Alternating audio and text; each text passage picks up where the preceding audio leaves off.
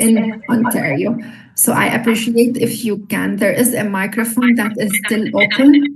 So I appreciate if you can just mute it. I think, Annie, you have your microphone on. Can you please mute it?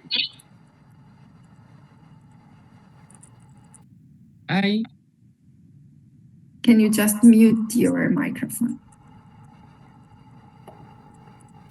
All right, we're good, I think. So Carrie, no, we're still hearing the echo. Annie? You can mute it, Rana, yourself. You can mute it yourself. I'm trying to find her name. Here you go. I found you. All right, so over to you, Carrie. Sorry, I had myself on mute. Okay, there we go. Okay, so my name is Carrie. I am a citizen services specialist, and I have been in this role for about 3 years now.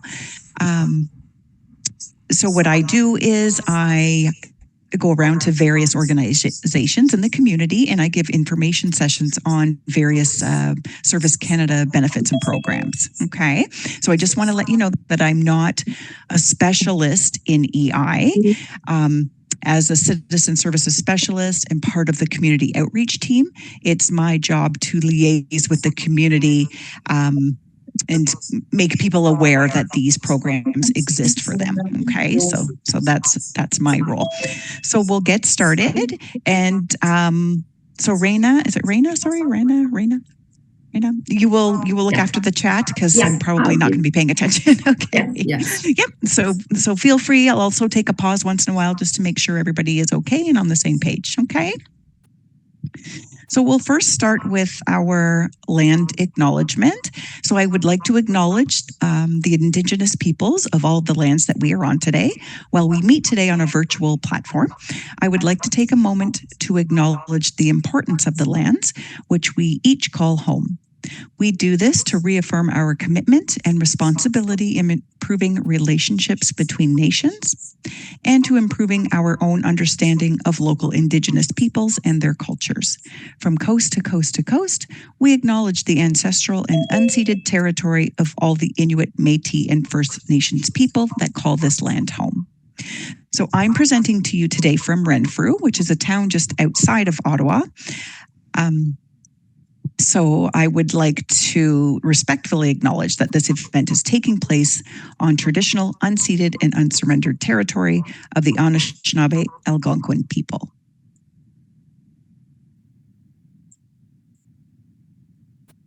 So let's define what Service Canada is.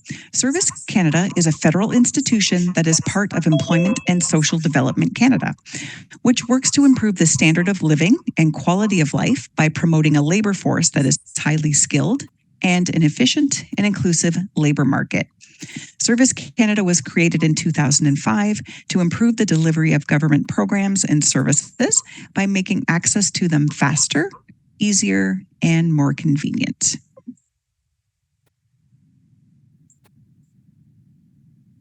So our goal is to provide individuals with one-stop, easy-to-access, personalized service. You can contact us in several ways. You can contact us by the internet, by phone, mail, or come see us in person. We have over 317 in-person Service Canada centers, so we're more than happy to help you in one of our Service Canada centers.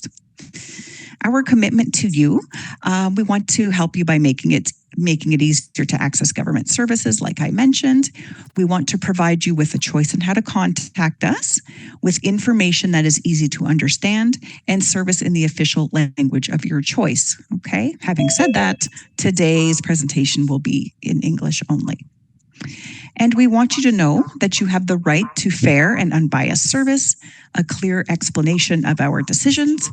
You have the right to the review of any decision. So for example, let's say you applied for EI, employment insurance, and your claim was denied. Well, you have the right to request a reconsideration, okay? And then a brand new agent will take a look at that case and give it another review, okay?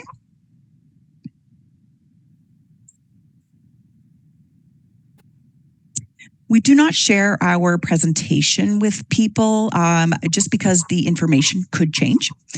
The information I provide to you today is current as of today's date, but we always recommend that you go to our website, canada.ca, and everything we talk about today will be there under employment insurance and leave. Okay, so go to canada.ca, click on the most requested employment insurance and leave, and everything we talk about today will be right there.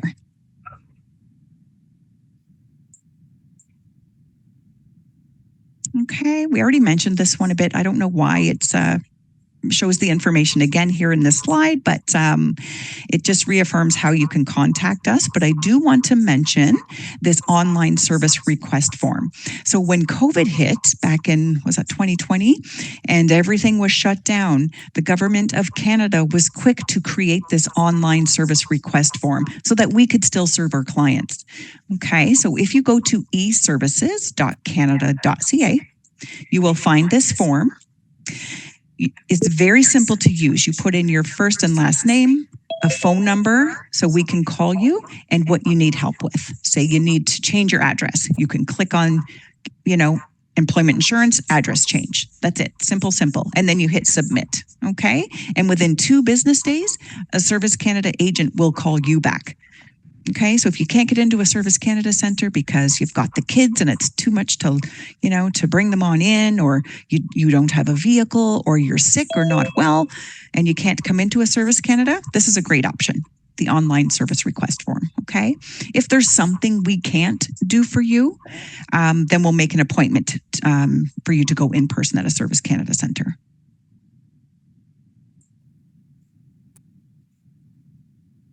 Okay, so here we go. We're going to get into it. We're going to talk about the employment insurance, or you may hear me refer to it as EI. Okay, so employment insurance, EI, same thing. Okay, so employment insurance regular and work sharing benefits provide temporary financial assistance to individuals who have lost their job through no fault of their own while they look for work or upgrade their skills, or who have seen normal work hours reduced as part of a work sharing agreement.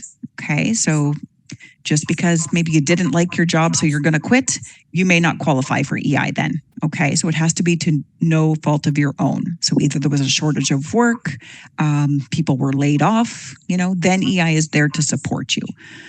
Okay. We also have several other benefits under the EI umbrella, if you will. So we have sickness benefits. So if you say you fall and you break your leg, for example, so you have to take time off work while you recover, we have sickness benefits, okay? It's for illness or injury.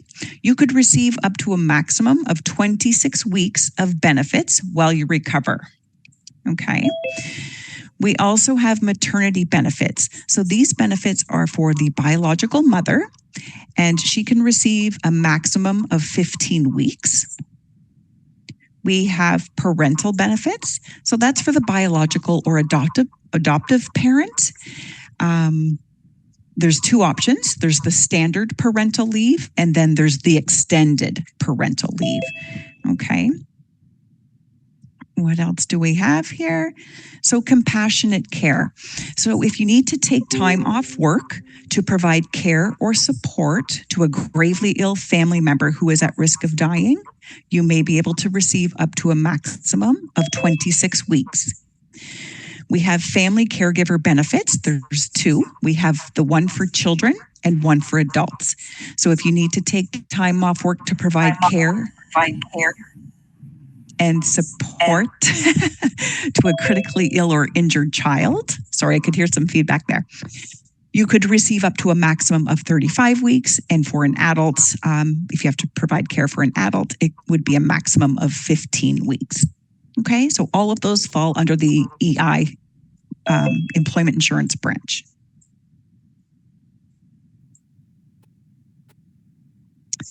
So completing an online application takes about 30 to 60 minutes. Just depends on, maybe you have several employers in the last 52 weeks. Maybe you've only had one. So just depending on how much information you have to put in there, it could take as little as 30 minutes or up to 60 minutes. Just depends.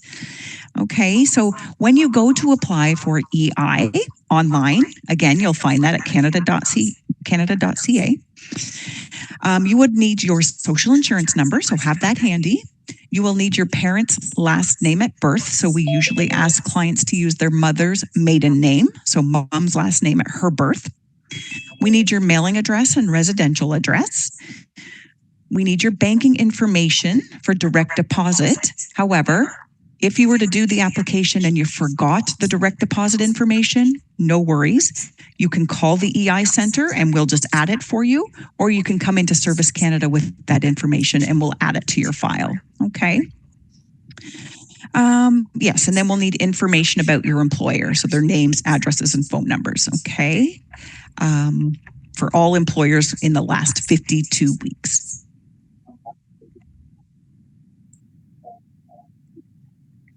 Here's what the application looks like when you first start it. Some people stop the application and then restart it again within 72 hours. Say they forgot their banking information and they wanted to add it themselves. So there's a code that they can write down to get back into the application later. So the very first question is, are you trying to retrieve an application that you began within the last 72 hours? Yes or no? Usually it's no, and we just continue on, but it's a pretty simple application, pretty straightforward. And then after you answer all the required questions, this is what the very last page looks like. Okay, it's a confirmation page that you did in fact apply. You'll see the confirmation number, your name, and the date that you applied. Okay, so you can either print that confirmation page or take a picture of it or whatever if you want. It just confirms that that your application went through. Does anybody have any questions so far? It can be a lot of information, I know, but again, if you go to canada.ca under employment, insurance, and leave, all this is there, okay? Okay. So after you submit your EI application, you will have to submit your record of employment from every employer for which you worked in the last 52 weeks, okay? A lot of employers now submit it electronically, so we'll automatically receive it. If they're a smaller business, sometimes they do it by paper. It's like a carbon copy record of employment paper. That they will give you a copy of, and you would have to either mail it to Service Canada or bring it into a Service Canada so that we can scan it in for you, okay? So if your employer files the ROE electronically, don't worry about it. If they file by paper still, you need to actually bring that into a Service Canada center, okay? So shortly after you apply, you will receive a benefit statement, which provides you with an access code. Your access code is needed to complete your bi-weekly reports. So after you apply for EI, you have to do bi-weekly reports, just saying that you're still, ready, willing, and able to work, or or if you've earned any money, say you were able to pick up a casual job and you worked a little bit, you have to report those earnings to EI. So it's just those type of questions, okay? It's very important to know if you do not do those reports, you won't get paid, okay? No reports, no money. So just remember that, okay? We get people in the office all the time saying, why am I not getting paid? Well, did you do your reports? What reports? So no reports, no money. Okay, that's important to remember. It can take up to 28 days for your claim to be established. So after you receive your benefit statement, it's about 10 business days or so, then you could try to do your first report then, okay? You may not get any money right away, but just keep doing those reports, okay? The money will catch up with you for sure. But it can take up to 28 days for the claim to be established. It's also important to keep that access code private, okay? Because that is direct access to your file. Okay, so don't be sharing that access code with anyone. That is just for you.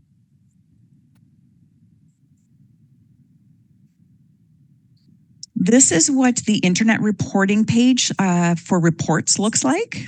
So you provide your SIN number, the access code that we talked about that's linked directly to your EI claim. You state your province, then you just continue. And then it takes you to the questions. Questions are based on like the last 2 weeks. Were you ready, willing, and able to work? Yes, I was. Did you receive any money? No, I didn't. If you did, you would include it. You don't want to get in trouble because, if you worked, you need to report those earnings. But it's fairly simple. If you do not want to, if you're not comfortable doing it online, your determination letter that has your access code will provide you with alternate options. So there'll be a phone number in there, or you can go to a Service Canada and we'll get you set up on the computers in the office and help you through that, okay? Okay, eligibility. So the number of hours required to qualify is based on the unemployment rate in your region. So I just looked it up online. The unemployment rate for Ottawa is about, I think it was 6.6%. So if you were an Ottawa resident, you would need around 665 hours to 700 hours of work, okay, to qualify for EI.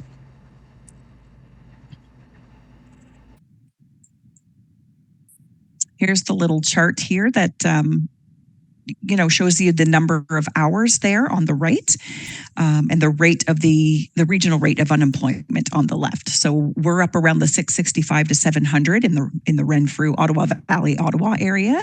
So those are the numbers of hours that you would need.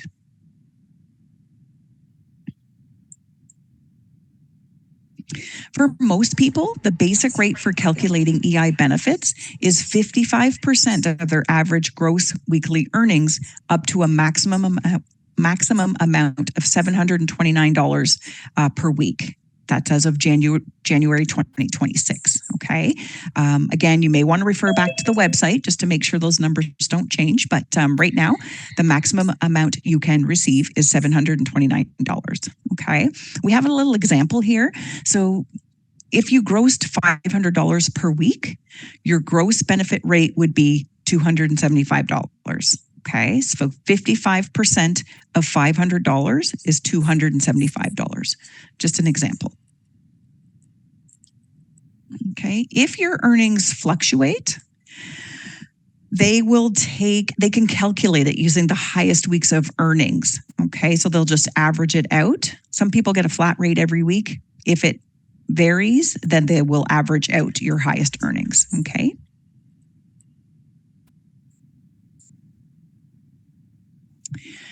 The number of weeks of EI benefits that you can receive. A lot of people think they just automatically get it for 1 year. I can claim EI for a year. That's not the case, okay? Again, it is based on your region. The maximum amount of weeks you can collect EI is 45. The Ottawa region is about 38 weeks, okay? So don't just assume that you get EI for a year. They leave that claim open for a year in case you get laid off again. But it doesn't mean that you can collect 52 weeks of EI, okay?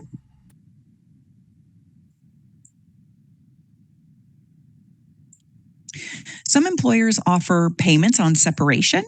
There's many types of payments. So there's some examples here. Pay in lieu of notice, severance pay, vacation pay, paid sick leave. So sometimes once you're done work, you will get another payment for one of these examples. If you receive severance pay, for example, that accounts for 12 weeks of your salary, whether it's a lump sum or a weekly payment, your benefits will be delayed by 12 weeks. Okay, so a lot of people get severance pay at the end and they think, oh no, do I wait to apply until I've used up my 12 weeks of severance pay? No, we still want you to apply right away after your last day worked, just so that we have the information and the date there of your last day worked, all of that stuff. It's sitting there waiting for you, but they will wait for those 12 weeks of severance to be used up, kind of thing. So it'll just be delayed by 12 weeks, okay?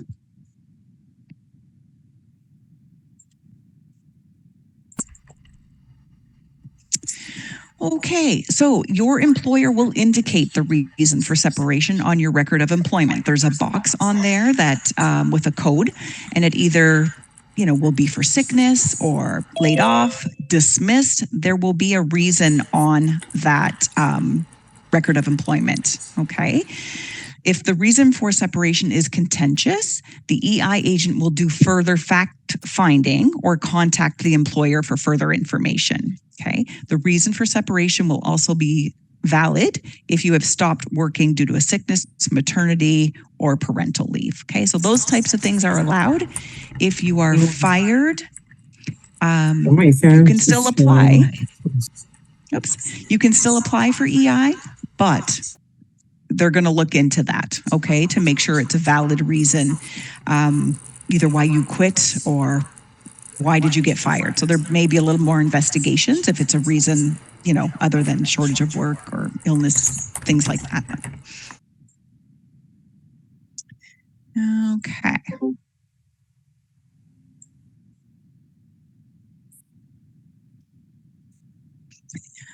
Okay, so EI application checklist. So you are going to apply for EI benefits online at canada.ca under employment insurance and leave.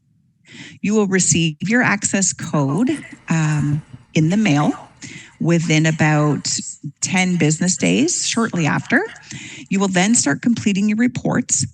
This is optional. I know it says you can register for a My Service Canada account, which is great. We will talk about that towards the end. It is a great account to have, but if you don't have that My Service Canada account, you can still do everything for EI without it. Okay, the only thing you can't do is look at letters, print off your T4 at the end of the year, but you can still apply for EI just on canada.ca, and you can also do your reports on canada.ca without a My Service Canada account. Okay. Yes, and of course we want you to sign up for direct deposits. Your claim can take up to 28 days to be established, and you can receive your first payment shortly after that. All right. Sorry, that was a little recap. Does anybody have any questions so far? No, we're doing okay. All right. Excuse So me, I have a question, please. Yes, sure.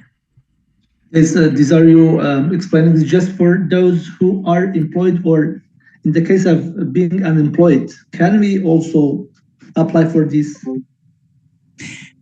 For employment insurance benefits? Yeah.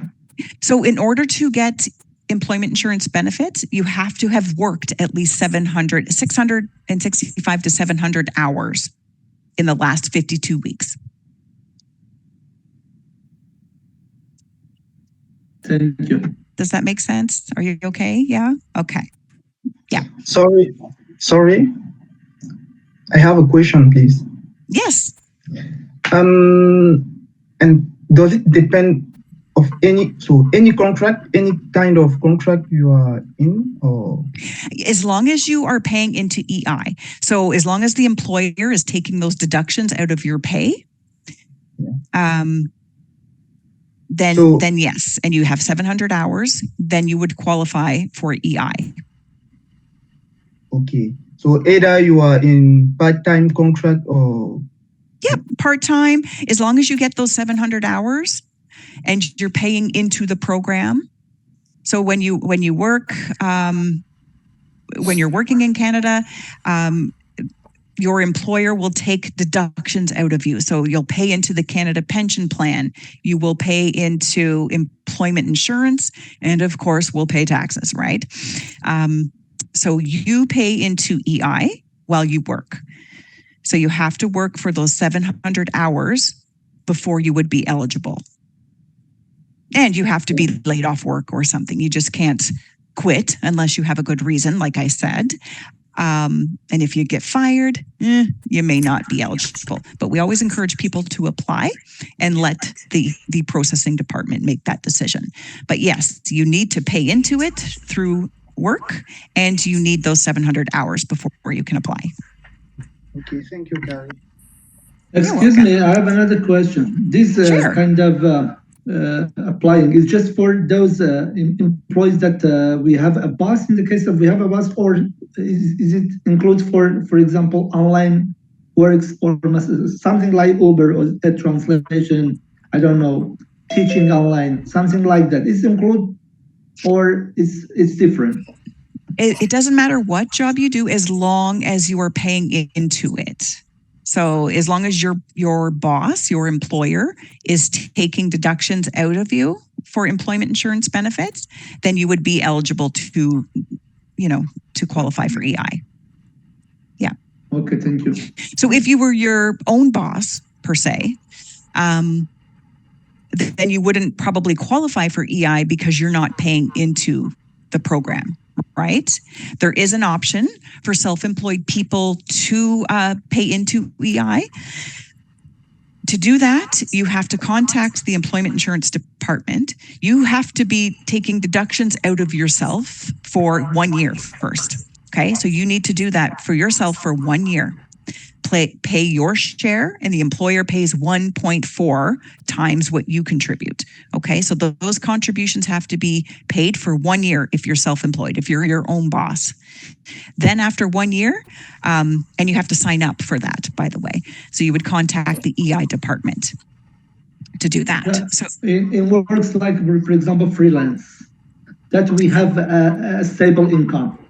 It so differs. if you freelance, it just means you're kind of billing you're sending an invoice to somebody to pay you type thing. Is that what you mean? Yes, yeah. Okay, so then you probably wouldn't qualify because you would be looked at as more self-employed.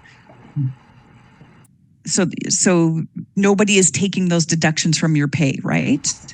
If you bill the company $200, they're going to pay you that full $200. Is that how that works? No. Do you want to give me an example? For example, in jobs like freelance journalist, okay? Mm-hmm. So, for example, I'm working with an organization, but the payment is not stable. Differ. For example, some months is low, some months is high, or some months is not at all. So, yes. In this kind, can I apply, for example, also for EA or not? So, are they taking deductions out of your paycheck, out of that pay? No, I'm just giving an example. Yeah. Okay, so only if they're taking EI out of your payment. If they are taking deductions for employment insurance off of that payment, whether it's monthly, it doesn't matter if it's monthly, as long as you have those 700 hours and they are taking EI from you out of your pay, then you may qualify. Okay, thank you. Okay, sorry, I hope that makes sense. Innocent, hi. You have a question? You are muted. You need to unmute yourself. Yeah. I love your background, by the way. It's so nice. When you have, for instance, an irregular payment job, for instance, I may have part-time job. Mm-hmm. This week I have only 3 hours. Next week, 3 hours. Do I qualify for EI? As long as you meet the hourly, the hours, as long as you attain those 700 hours, mm-hmm. then you would qualify. Okay, so if you only if you only had 300 hours, then you wouldn't qualify. Excuse me. Does it require a statement from the employer? Yes, the employer will issue you a record of employment. Okay. That just has your personal information on it. It'll show all of the pays that they paid you. Okay. And then the number of hours that you worked, okay, in the last, 6 months or however long. But yes, they'll have a record of all of that, and it gets submitted to Service Canada electronically by the employer.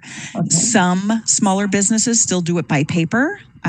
If that's the case, you need to give us your copy, take it into a Service Canada center or mail it in.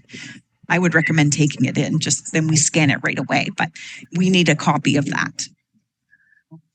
Okay. Good morning. I have a question for you. Sure.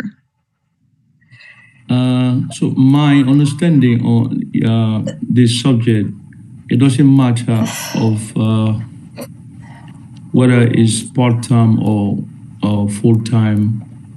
But once you submit your SIM insurance detail to an employer and work more than a year, you should be able to have a benefit in case of any eventuality in regard to the break of the contract, correct?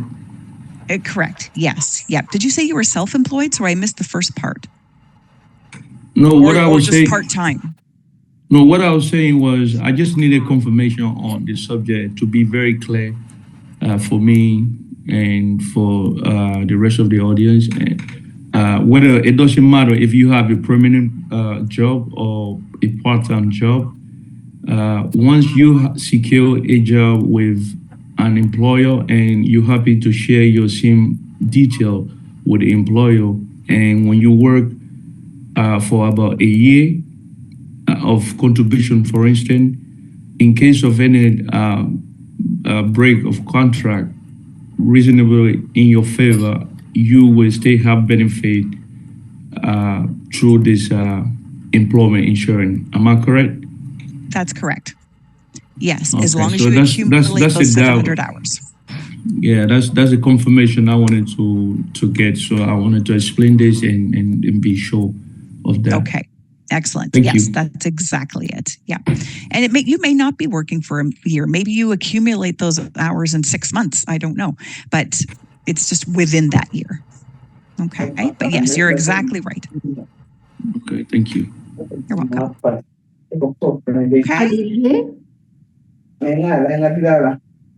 Olivier?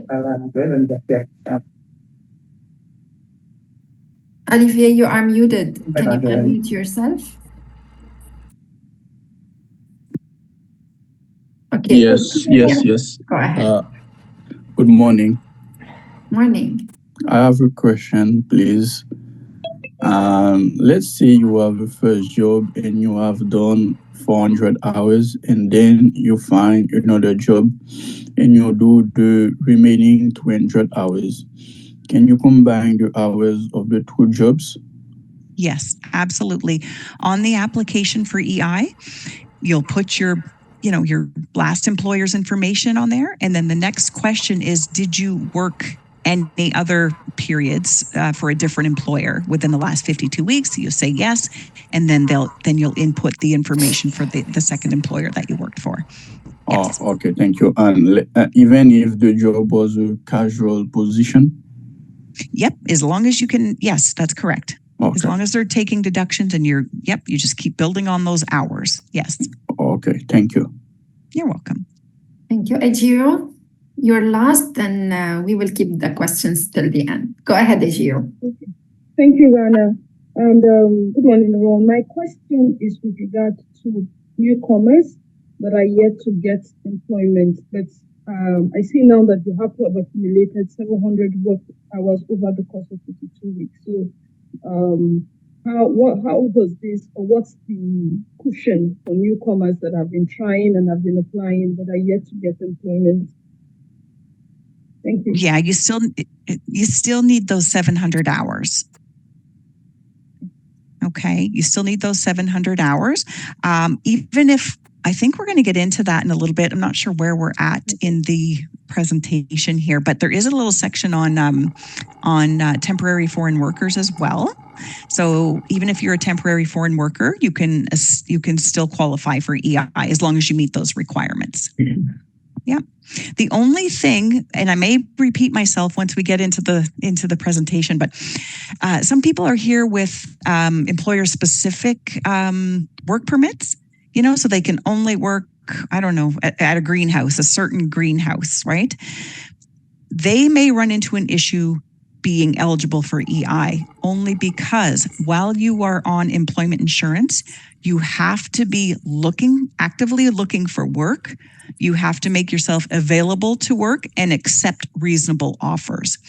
So if you are only allowed to work for that greenhouse, it doesn't allow you to seek employment elsewhere, right? So if you're here on a temporary on a work permit that is employer specific, you may have issues getting EI. Okay. but yes, newcomers are, as long as they meet the same requirements, you could be eligible for EI. Thank you. Okay. Hey, Frank, is it? Yeah. I have another question. I would like to know if after like benefiting the 24 hours payment from AE insurance, from employment insurance. Mhm. So after that one, the process is off. And if you want to benefit it once again, you have to work 7 hours. You have to work at least 7 hours again to Yes. benefit it. So if you've had those 700 hours, you go on EI for, I don't know, an extended period time, you do have to work again and accumulate more hours. Okay. But if you have hours left on your old claim, you may be able to reactivate that old claim. They may be able to use some of those hours from before, but you still have to go back to work and accumulate more hours. And that is a question. Did you work since the last time you received EI? Okay. Okay. Okay. Thank you. Thank you. Okay, Carrie, go ahead. Okay. Okay. Okay, so yeah, this is just the responsibilities of the employment insurance. Sorry, I have a question, please. Hi. Okay. Yeah, so sometime back when I lost my job, I lost my job because of moving. I moved from a certain province to here to Ontario, where I'm living right now. So Okay. I applied for EI. I didn't know I was supposed to apply for EI because I didn't know anything about it at all until somebody Okay. mentioned it to me, and I did apply. So when I applied, they gave me certain amount of money. It was shown in my account how much they were going to pay me, and they didn't pay all the money. They just paid to a certain point, and they stopped. And when I asked, they said I didn't apply on time when I left my job. I told them I didn't know. I was looking for a job. I thought I wanted to get a job instead. I didn't know that EI existed. So until somebody mentioned to me, and they wouldn't even say anything. So they just paid for like I applied I think 3 months after I lost my job, and they gave me like, let me say 3 months, and then they stopped. They said Yeah. I didn't apply immediately. I left my job, so I've lost my money. So Yeah, how that will is I recover the unfortunate. money? And there's nothing that's totally up to the processing department. They are the decision makers, but I do understand. And that's why we tell people, because we have clients that come into the office and say, Carrie, I didn't apply because I didn't get my record of employment. And this is 4 weeks later. If you wait longer than 4 weeks, and you waited a few months, if you wait longer than 4 weeks, you could be losing weeks of payments. Okay, so it's very important even if you don't have that record of employment, you don't even know at this point how your employer does it, electronically or by paper, apply as soon as you can after your last day worked. Okay, and then we'll worry about the paperwork later. I didn't know about EI. So yes, I understand that happens. I know it's very unfortunate. But they did ask you why. Did you talk to them about that you didn't realize that you could apply? I did. Okay. I did, but they didn't. They said there's nothing they can do about that. Yeah, I know that does happen, and I'm sorry, but that is totally up to the processing department. But yes, I have heard stories like that as well. So please, please, please apply as soon as possible on your last day worked. Okay. You can't apply before. The system just won't let you. So when you say your last day work, say it was yesterday for me and I tried to apply, Monday, I don't even know what day it is today. It won't let you apply before your last day worked. Okay. So, but very important, apply as soon as you can when you're done work. Okay. Okay. But is there any way to recover the money, or is gone? It is probably gone. If they've come back to you and said, sorry, if they've given you an explanation, you could have requested a reconsideration. There is a form that you can fill out, but it does sound like you may had that back and forth with the processing department explaining yourself. So I guess ultimately they just made the unfortunate decision that there was, nothing that they could do at that point, I guess. So, okay, so just remember that. Apply as soon as you can after your last day worked. And do they send notice if they're going to stop paying you, or they just stop without letting you know? Every time you do your biweekly report, you can usually tell from your last report. Yeah. And, especially when there's only 1 week left or something, usually it's a 2-week report and they're only asking you to do 1 week. Chances are that's your last of your claim. Okay. But you can always call the EI Center and say, how many weeks do I have left? Feel free to call and ask if you're not sure. But by doing that report, it should tell you. Okay. Thank you. Thank you so much, Carrie, for your patience and for your answers. And let's continue the presentation. Okay. So this is just like I said, I don't even know if I finished this actually, but we just want to give you accurate information about your claim. If you have any questions at all, you could call Processing Direct. It's on our Canada.ca website, or you can come into a Service Canada Centre and we will look up and see what's on your account. Having said that, just know when you come see us at Service Canada, we can only see what the processing department puts on there. So we're kind of like the middleman between you and EI. Okay, we can only read what's on there. If you say, Carrie, why am I only getting $300? I have no idea. That's what processing said. Okay, so if you have more specific questions like that, you would contact EI directly. Okay. All right, moving right along here. Your responsibilities on EI. Okay, so you need to be actively searching for and accept reasonable offers for employment. You have to be capable of and available for work. They are cracking down on this a little bit more. I'll let you know. Keeping a detailed record of your job search efforts. So that can even be working on your resume, signing up to Job Bank, like working with Worldskills, like those count as job search efforts as well. So it is good to keep track of your efforts with dates and what you did and so forth. Because I do hear some people getting letters, audits, if you will, asking for proof now. I didn't hear about it before, but I'm starting to hear about it now. So just to let you know, it is important to keep track of your efforts. Okay. All right. Okay. So what factors are considered in determining suitable employment? So it's going to depend on your personal circumstance, right? There may be situations that prevent you from being able to perform the work, like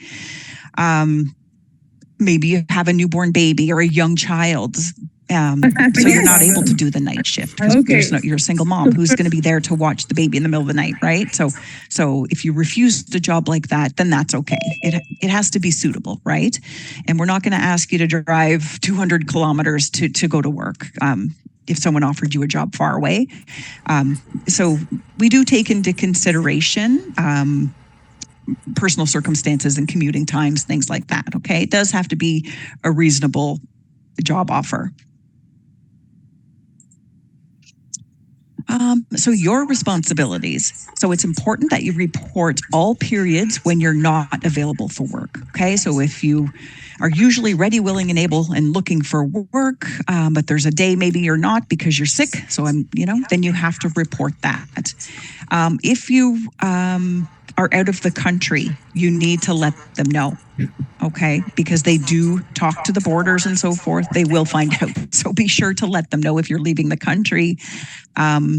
If you work, even if you just pick up a shift at, a casual shift somewhere, and you're paid for that, obviously you need to report that. So maybe I made $100 that day. You need to put that on your report. Okay, and you report your earnings the week you earned them, not necessarily the week you received it. Okay.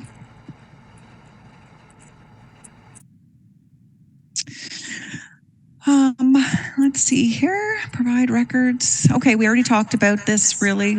Provide all the required information and documents. So, of course, if you are, for example, applying for sickness benefits, we may ask you to provide a doctor's note. Okay? If we don't, get that doctor's note still and just keep it handy for I think they want 6 years. Keep it handy for 6 years, just in case they ever come back and ask you for a copy of that. Okay, so always get that doctor's note saying that you're sick, and just hang on to it. If we don't ask for it right away, just hang on to it just in case.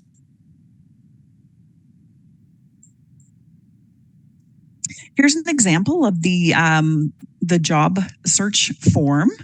But like I said, your efforts could be preparing resumes, cover letters, researching job or signing up for job bank, reaching out to employers, of course, and applying for jobs, attending interviews. All of those things count as job search efforts. You can find this form online. I'm just wondering if it gave me a job form number. I think if you just Google it or search it within the Canada.ca website, it'll bring something up. But you can create it yourself as long as you keep a record yourself. Okay, so when you receive income while receiving any type of EI benefit, your EI benefits are reduced. Okay, so they will take half, like 50 cents for every dollar you earn in wages, up to a maximum of 90%. Okay, so they do want you to continue to be in the workforce. They don't want you to just be on EI. So if it's possible that you can pick up an odd shift here and there, and you just claim it, then that's good.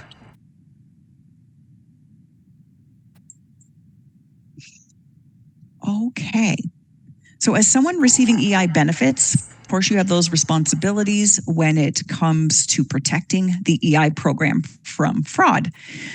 So we know that mistakes happen. Sometimes people work and they forget to report it. By the time the report's due, they're like, I forgot I did work. I made $50 last week. I forgot to report it. No worries. You should call us right away. Call the EI department right away and let them know. Okay, because if you fail to do stuff like to report money that you're receiving while you are collecting EI, you could be penalized. Okay, because it would be fraud, right? If you leave the country without telling them and they're still paying you and you're not actively looking and available for work, right? If you're in another country and you're saying that you're available and ready to work, well, you're not, because you're not in Ottawa, right? So you're not able to accept employment if you're in another country. So you must let the EI Center know, that you're zipping out of the country for a week. You'll be back, okay? So it's important to let them know. Mistakes happen, no stress. Just let them know. That's all, okay? So just call the call center if you make a mistake and let them know, and they'll get it fixed right away, okay? Because if you do, I should let you know that if you do not report, say, earnings that you have made, they can make it harder for you to collect EI the next time.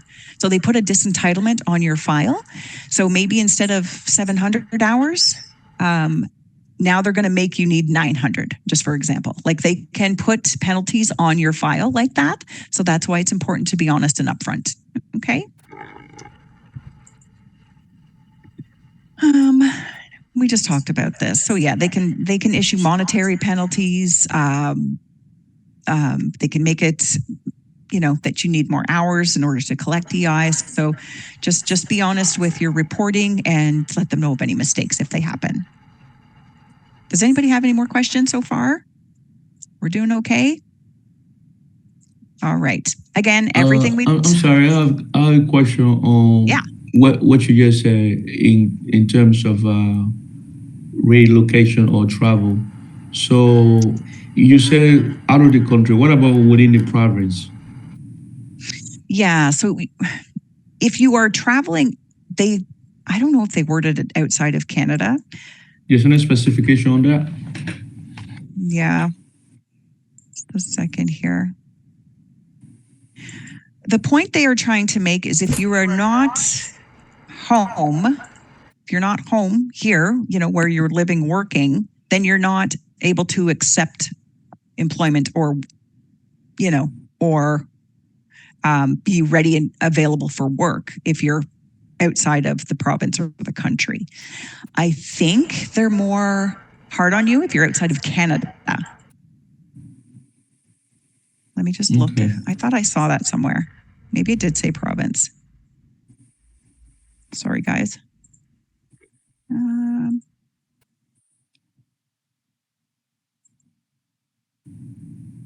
Yeah, no.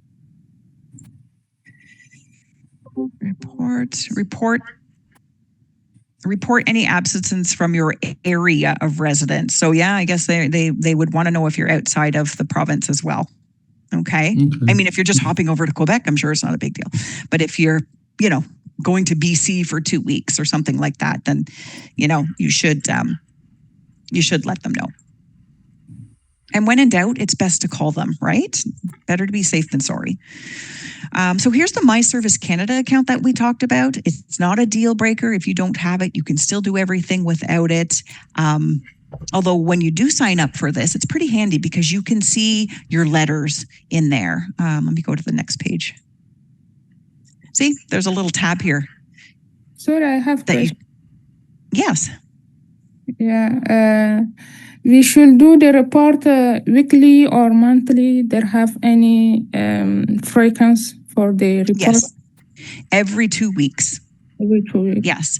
So you can do your reports as early as the Friday, but I think they're due Saturday, but you can do them as early as Friday. If you have direct deposit, you do your bi-weekly report. So every 2 weeks, you do it Friday, the money's in your account Tuesday. Okay. They pay also every 2 weeks. Correct. And there have any specific amount? Everybody's would be different, right? Because some people the maximum amount you can get is $729, but some people may make less. It depends on your income. Everybody makes different amount, right? So it's hard to determine how much. You could get $300 a week. You could get $729 a week. It just depends on your earnings. Okay, but with the My Service Canada account, you can print your T4 for EI at the end of the year. You need that to file your taxes. You can view any letters that have been sent to you. You can do your reports in the My Service Canada account. You can print off record of employment in there. You can look at them. You can update your personal information. So it is a handy little account to have. Some people have issues creating it. So that's why I say if you have issues, no stress.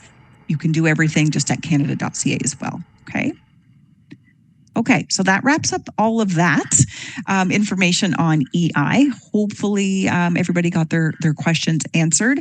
We do end every presentation with a little talk about fraud. We just want you to be careful.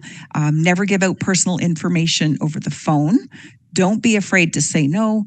Do your research. Protect your computer. Have strong passwords, maybe an antivirus, things like that on your computer. Okay. So just protect yourself from scams. We do have this online as well, some information about fraud and scams. So just be careful. Most important takeaway here is not to give your personal information over the phone. Never give your SIN number or your date of birth, your address, all of that stuff. Never provide that information because you don't know who you're really talking to, right? Okay. I think there's another question in the chat. I just happened to glance up. What if I did not make the report of last month because of lack of information? So they will let you go 4 weeks, I believe. If you don't do your report, if you're longer than those 4 weeks, your claim will go in failure to report and you have to reapply all over again. Okay. Lack of information, I'm not sure what that would be. You just need to know whether you worked or not, how much money you earned. Maybe that's the issue. And if you were out of the country or what have you. So you just need to answer those questions. If you take longer than those 4 weeks, you're going to have to start all over again, like reapply, open it back up, if you will, the claim. Okay. Okay. And then this is just a follow up on how you can contact us. Are there any more questions? No? Okay. That So I really, questions. Yeah. there was a lot of But it's questions there. okay. This program is honestly, it's a lot. It's a lot of information. Yeah. Go to canada.ca, click on the link employment insurance and leave, and you will be in there for hours reading all the information. There's just so much. Okay, I know it can be overwhelming, but I do encourage you to check the website just to recap everything we talked about today. All right. Okay. Innocent, go ahead. Could you please get back the slide about information, the contact info? Oh, sorry. Yes. Thank you. You're welcome. I just want to give you, I just have to look it up.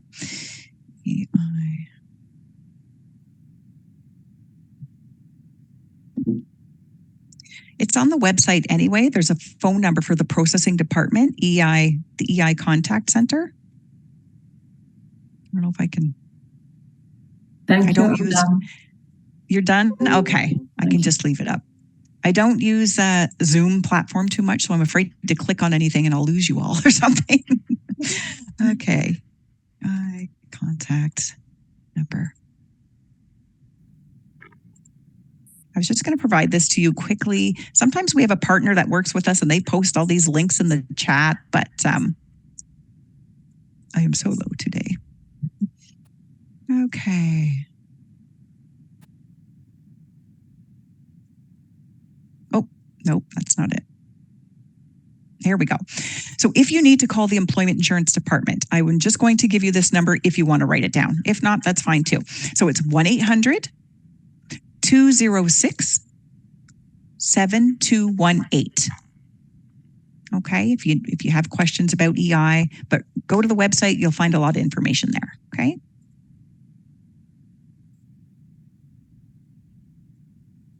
Okay.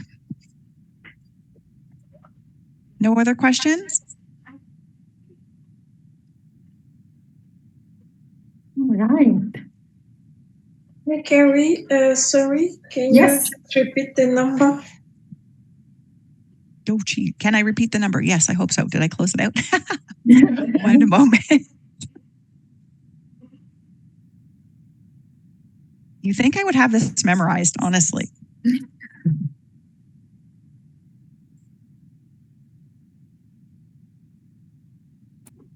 There we go. Okay. 1-800-206-7218. Okay, thank you. You're welcome. Thank you, Armin. Thank you, everyone. Carrie, thank you so much. So Carrie added the number for you in the chat box also, if you want to just copy paste it somewhere. I also put for you the link to the post session feedback. So we would like to hear if you benefited, if this session was really good for you, so that this will help us improve and see what are your needs, what really are your needs in terms of information and any orientation session that you need. So please fill it in when you have time. Thank you so much, Carrie. It's been a pleasure to have you with us. You were very helpful, presenting the information and answering our clients' question. Looking forward for the next session. It will be maybe in 2 or 3 months, but we'll be in touch. Thank you so much again and have a great day. Okay. Thanks, everyone. Thanks for joining. Enjoy the Thank rest of your day. Thank you so much. Have a good day. Bye-bye. Bye-bye. Thanks, guys. Bye. Bye-bye. Oh, maintenant ça va le bail.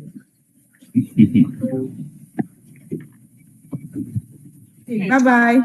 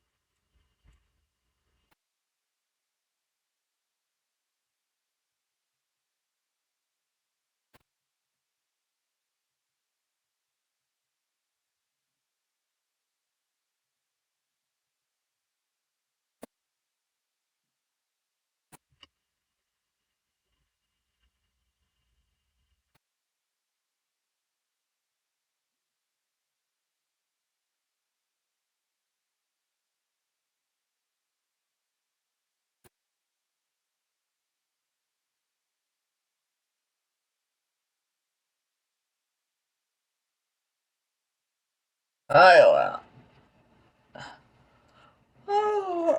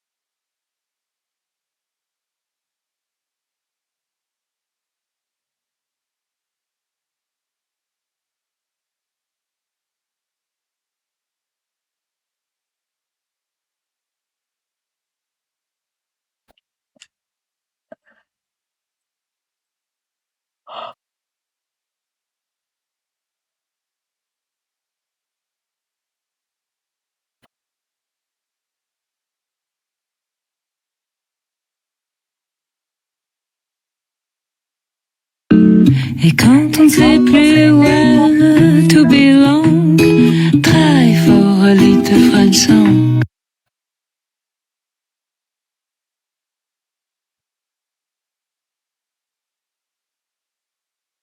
Everything looks beautiful today.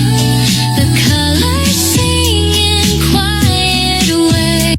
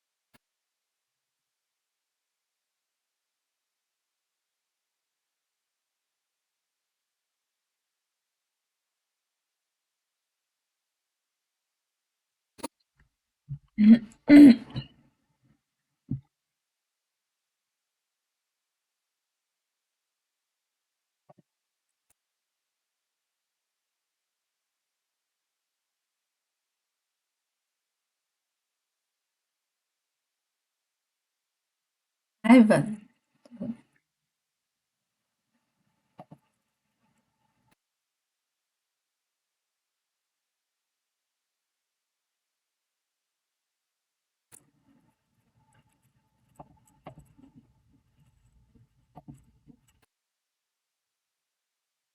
Even. Ivan. Ivan. Ivan. Ivan. Ivan.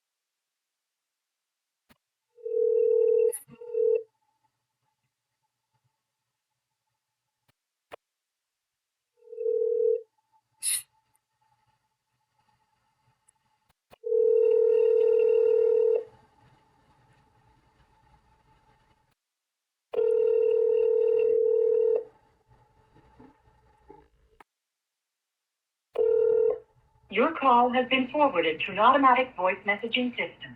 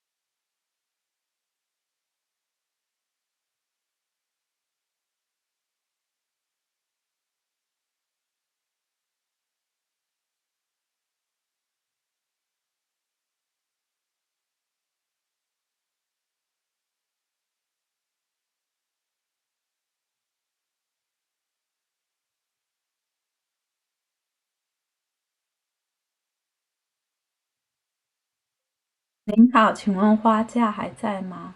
我住离你非常近，今天就可以去拿，谢谢。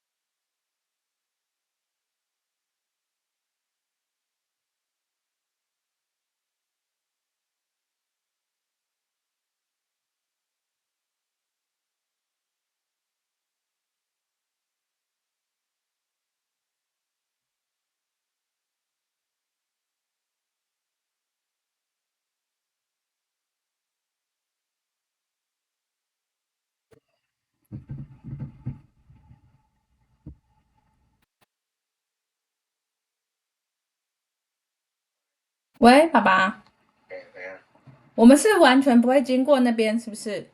对。嗯，因为星期六要去 Monotic，但我觉得他不会为我留到星期六。对，而且不是那么好载哦。对。哦。有点空一点，我怕赶不起来。OK，所以要跟他讲，否则他说很多人要。第一个不好分。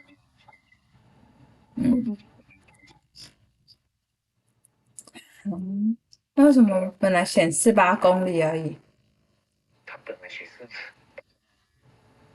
？OK，对，是写8个人。OK，但是真正地点不知道。